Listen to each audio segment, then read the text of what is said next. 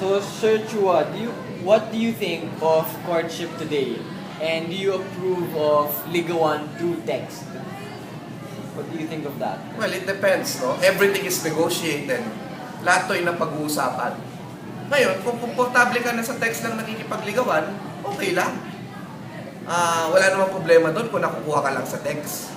Pero syempre, sa akin palagay, hindi naman din tama yun.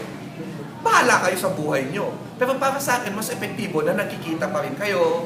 Meron kayong ano. Kasi di ba, kaya ka nga gustong magka-boyfriend o magka-girlfriend. Kasi gusto mo may physical intimacy, mayroong physical contact. Ibig sabihin, nakikita kayo na you do things together. Eh kung text lang yan, anong klaseng relationship yan? But again, we are in the postmodern world, so may mga ibang tao na ganyan ang pananaw sa relationship, na pwedeng text-text lang. Pero katandaan natin na cyberspace or cyber world can only be effective kung ito'y nagmamanifest sa real life natin. No? So, yung ligawan sa text, dapat mauwi sa pagkikita. So, what do you think is the modern day courtship?